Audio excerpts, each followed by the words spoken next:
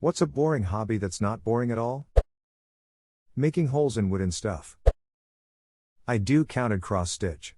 I'm not creative at all, but give me a coded pattern that creates a map. I always do maps, but you can make way more intricate things than you think if you invest the time, and I'm all over that shit. It's how I quit smoking. It keeps my brain engaged. I know someone who doesn't stitch thinks it is easy, but some patterns are a challenge and I enjoy that. I did a large, detailed cross-stitch that included what felt like every shade of green in existence. It really challenged my sanity. I for one would love to see your Shrek cross-stitch. Lol. I think it's prettier than Shrek, but that made me laugh. Here you go. Imgur.com edit, all of these sweet compliments are absolutely making my day. Love the way it seems 3D with the shadows and emphasized edges. Great work. I don't know if it counts as a hobby, but I love just going for walks. I live in a small city, and I walk the same route often, with various extensions. On my days off, I spend the whole day by myself, walking around the whole town and watching, listening to music, and thinking. When I spend time with friends, I take them on walks with me. I walk in the woods, in the streets, I get lost, I walk to get to where I want to go, I'm always ducking walking. I love it. It relaxes me and makes me feel purposeful at the same time. I seriously recommend it to everyone, just take a freaking walk today. Watch the sunset. Watch the people around you. Look at the trees, look at the sky, look at the light moving across the buildings, listen to your footsteps or your breathing or a song or a story. It's so good for you. Birding. People love hiking and going outdoors, but as soon as you add in birds, suddenly it's seen as boring. Birds are so diverse and you'll never know everything there is to know. Birding is real-life Pokemon Go. Gotta list them all. This is how I treat going to the beach at low tide. So many things to find: anemones, urchins, sea stars, nudibranchs, snails, all kinds of eggs, etc. I still haven't seen an octopus, though. One day. Falling down rabbit holes on Wikipedia. May I interest you in Wikipedia speedrunning? Search that on YouTube. That's a new one. I had a friend, once, that was able to bring any topic back to penguins. Especially when drunk. There's a website called Wikipedia Game that allows you to compete other people for getting from one article to another in the shortest amounts of clicks. You can also just play it with pen and paper. Fun fact, a ridiculous amount of 97% of all articles can lead you at the end to philosophy by repeatedly clicking on the first link in the page. There's a Wikipedia meta article about it here. Language and spoken language is an infinite loop. I get stuck there always. I just got stuck in that loop from the philosophy game article. If you go back from language and instead of click Latin you click builds, then it works. You have to exclude links that are in parentheses, I think, for that one. Gardening. You'd be surprised. Woodworking with hand tools. I'm addicted and have bought 5 hand planes and can't stop. Knitting, actually. If you can do it right, it's actually fun. Note that you'll probably rage quit if you get it wrong.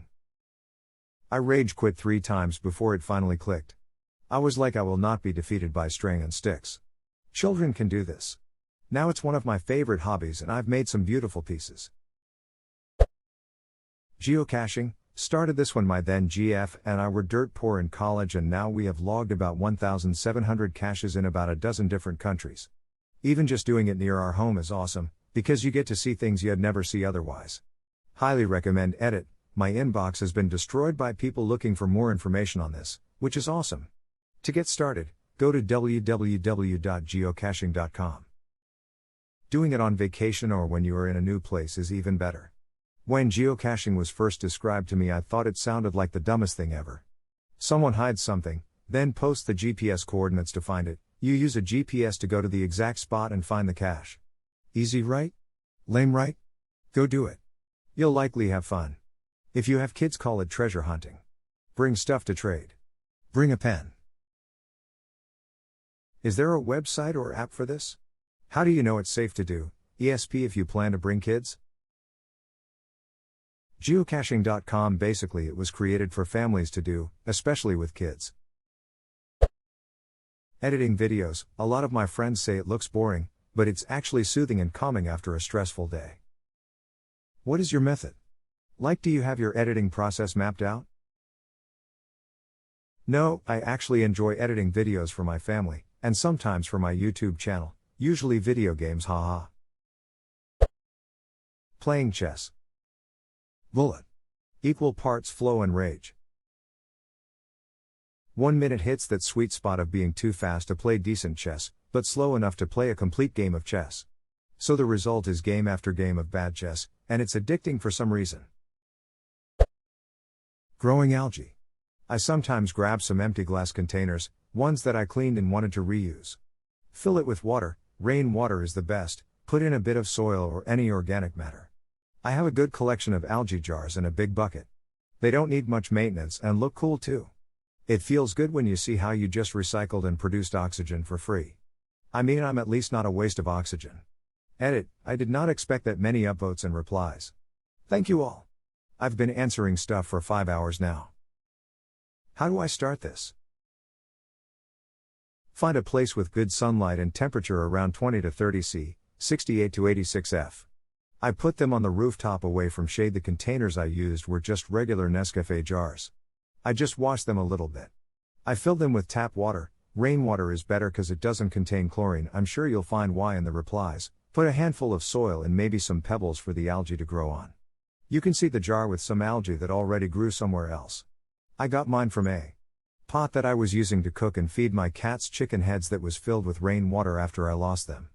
That's weird, I know. Or you can use pebbles covered with moss. Now closing the lid will prevent the water from evaporating too quickly, but it may suffocate the algae. While keeping it open will do the opposite. You'll have to look that up to make sure. I noticed that after some time the algae will start getting brown. I'm not sure why, but I'm sure people at Replenty Tank will help. Rainwater is better because it doesn't contain chlorine. Chlorine will off-gas naturally as water sits. So once you've filled your jars with water, all the chlorine will be gone in about 24 hours. If you want it gone sooner, you could boil it for a few minutes or pour it back and forth between 2 containers about 10 times. Yes, chlorine will. However, chloramine, which is the substance many, if not most, municipalities have switched over to, does not. Not even after a week. If you want to use tap water, you need to check and see whether or not your municipality uses chlorine or chloramine. NBSP, edit, can't spell today. Can confirm. Work for water wastewater. Ammonia in the water blinds the chlorine and it's harder to get out. It'll still go at some point.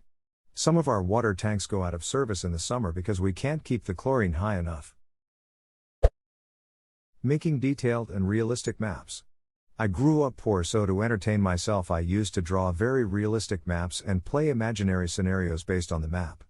Eventually my family got a computer and I started using Google SketchUp to make maps and flags. Now as an adult with a good paying job, I play U4, Hoi4 and CK2. But I still enjoy making maps whenever I have a pencil and a blank paper. Imagination has no limits. Edit, wow. I didn't expect to get these many upvotes about maps. Many are asking to upload some of them on Reddit or if I have portfolio. I don't have a portfolio since I always viewed them as personal hobby and haven't thought about uploading them online. However, with the encouragement I have seen on here, I feel like I might start making maps more frequently and perhaps start sharing them on Reddit even with my limited time outside of work. Thank you to all the awards given. Never thought my most upvoted comment would be about my personal hobby of making maps. Smile. Jigsaw puzzles. And also bird watching. Sometimes you see aerial combat taking place with these birds, especially crows against hawks. Any hobby that you genuinely enjoy will not be boring to you.